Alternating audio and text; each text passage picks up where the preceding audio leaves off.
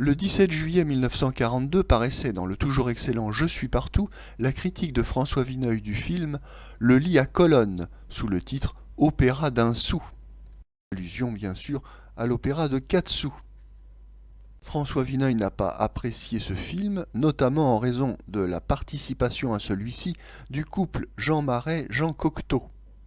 Certes, Jean Cocteau, l'auteur du dialogue, n'est pas crédité au générique, mais François Vineuil est dans la confidence. Texte intégral. Le lit à colonnes est le titre d'un opéra. Il a été écrit par un jeune prisonnier, un paysan plein de génie, condamné à 20 ans de réclusion après avoir tué, sans le faire exprès, un garde au cours d'un braconnage. Le directeur de la prison, qui lui a donné les moyens de composer, s'empare des manuscrits et les fait jouer en son nom. Tout se passe fort bien et le garde Schurm prend figure de grand homme, jusqu'au jour où le prisonnier, ayant mis la main sur une corde, troque la clé de sol pour la clé des champs.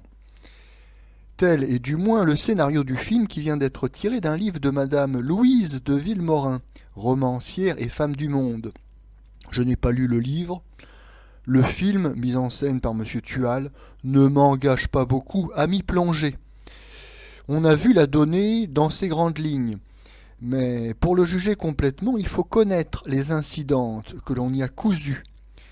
Si le directeur de la prison vole la musique de son prisonnier, c'est que tout le monde, les dames en particulier, lui reprochent son métier. Ce n'est pas moi qui leur donnerai tort. Or, le directeur, encore que père de famille, a un faible pour le sexe. Et c'est afin de se distinguer auprès d'une des plus aimables habituées du grand café qu'il imagine de s'approprier les airs du prisonnier, lequel se nomme Rémi Bonvin. Il commence discrètement par une valse, la langoureuse, que roucoulera l'orchestre du grand café, et il finira par l'opéra. Autre chapitre, le directeur de prison a une fille, Marie Doré, qui tombe amoureuse d'un charmant sous-lieutenant de hussards, nous sommes au temps de MacMahon, lequel en devient lui aussi fort épris. Mais le hussard est un deux verrières. Les deux verrières ne sauraient s'allier avec la fille d'un garde Schurm. C'est en tout cas ce que sa mère lui rappelle avec hauteur. Mais ce fonctionnaire est aussi un artiste, ma mère. Peu, un artiste, un petit amateur qui se fait jouer dans les brasseries. Non point, il a un grand ouvrage, Le lit à colonnes, qui vient d'être reçu à l'opéra. Ah bah, dans ce cas, mon fils, ce serait évidemment différent. Quelqu'un qui a été joué à l'Académie nationale de musique. Notons encore que le jeune et attendrissant prisonnier aime en secret la silhouette, l'ombre de Marie Doré. Il ne peut composer qu'en la voyant. Quand elle part en vacances, son grand opéra reste en plan, au grand méchef du directeur qui a refusé des contrats et vient secouer avec une vive inquiétude l'embastillé récalcitrant. « Je ne puis, soupire le jeune homme, ma muse m'a quitté. » Mais sitôt qu'il aperçoit de la lumière à la fenêtre de Marie Doré, il se précipite sur son papier réglé et lâche des salves de double croche à la cadence d'une section de mitrailleuse. S'il s'enfuit enfin, c'est parce qu'il a su que Marie Doré allait se marier. Il faut qu'il la retrouve. Il apparaît dans un salon désert du château de Verrières, quelques instants avant le bal des fiançailles. Marie Doré, survenant, sourit gracieusement à cet échappé vêtu de velours à côte. Il pourra déposer un baiser sur sa robe liliale avant de faire passer monsieur le directeur par une fenêtre, toujours par mégarde, pauvre jeune homme, puis de se loger une balle dans le cœur.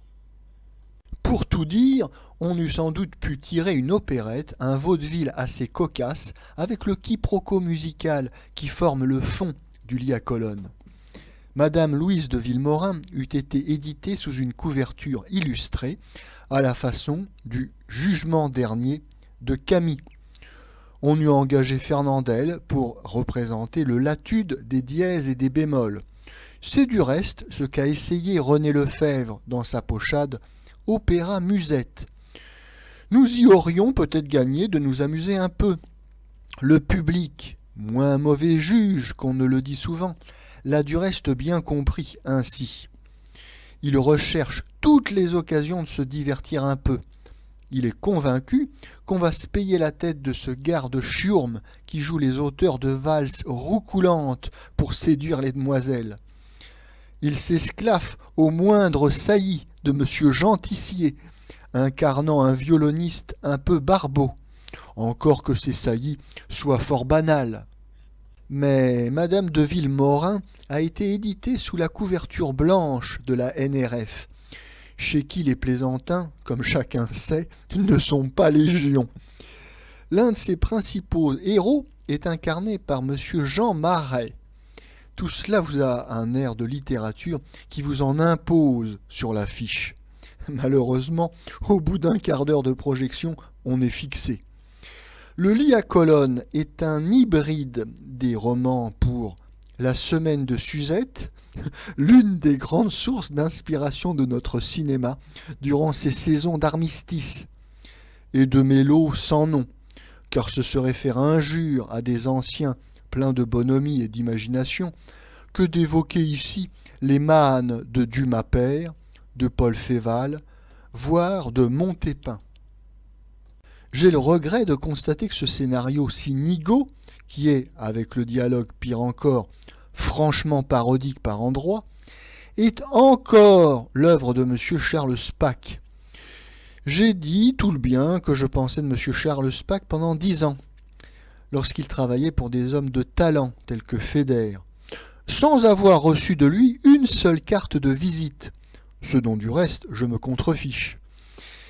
Comme j'ai bien été obligé d'observer depuis 2 ans que la production de M. Charles Spack ne valait pas pipette, cet auteur me poursuit aujourd'hui de lettres furibondes et me traite de menteur quand je me permets de rappeler quelques menus palinodies dont il a eu le tort de laisser des preuves écrites, et le tort plus grand encore de vouloir paraître ne plus s'en souvenir.